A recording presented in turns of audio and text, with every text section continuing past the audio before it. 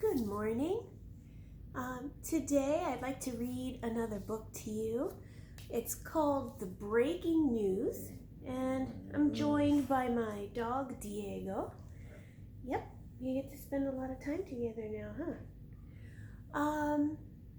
So I really like this book because it's a book about what happens when you're a kid and you hear adults talking about things, but they might not tell you exactly what they're talking about because they think you're too young to hear it. Or also if you hear things on the news that might sound scary, but you're not exactly sure what's happening. Well, this is a book about kids who hear some things on the news that scare them, and they try to do something about it. And I think this book really fits right now because you might be at home hearing a lot of things on the news or hearing your parents talk about things that might sound scary. And I just want to tell you that it's going to be okay. All right, so let's take a look at this story. The Breaking News, written and illustrated by Sarah Lynn Reel.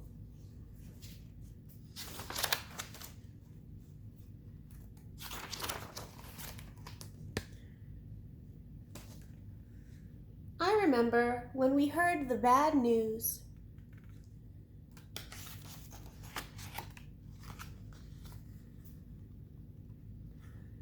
Look at everyone watching TV. He looks pretty worried. Suddenly, Mom is glued to the television. Dad can't stop checking his phone.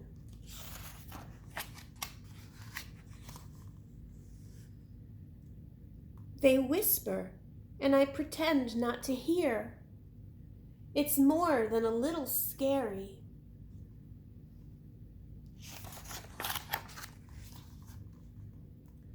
Mom forgets to tuck me in. Dad is too tired for bedtime stories. It seems like everyone else feels it too.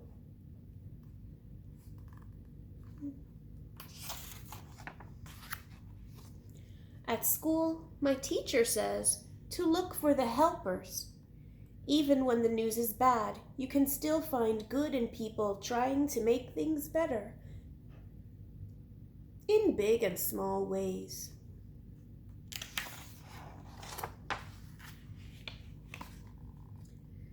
I decide to put on the funniest show ever to make everyone laugh again.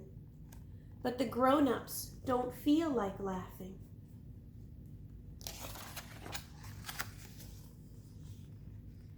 I tell them about the force fields I'll invent to keep us all safe, but their smiles are tiny and sad.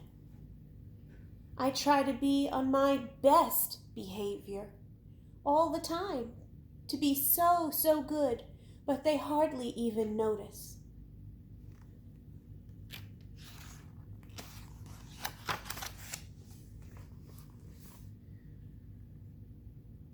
I think maybe there's nothing I can do to help in a big way.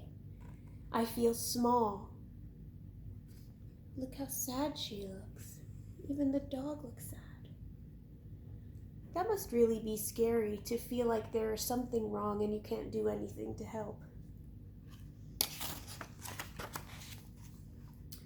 So maybe I can try to do just one small thing.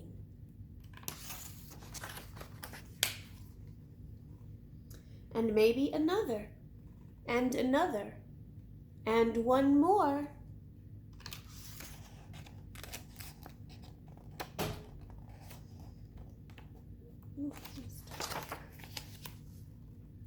Small things don't solve everything. The bad news is still there after all. But then again,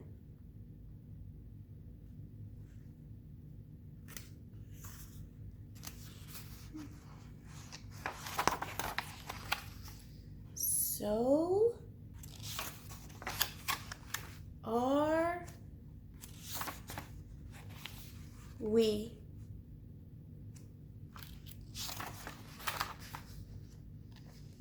Wow.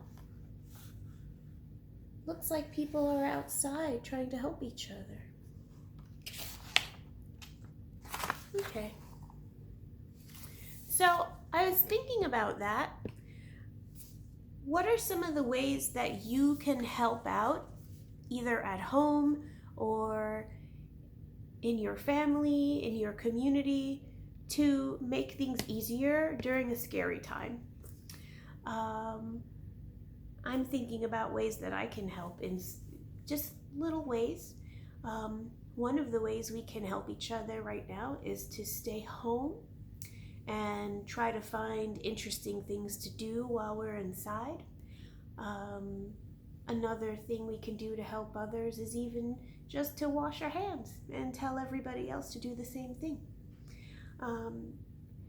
I'd like you to try that when you're at home today. Maybe talk to a grown-up and think about something small that you can do that will help somebody in your family or someone in your community. Okay? Thanks a lot. Bye.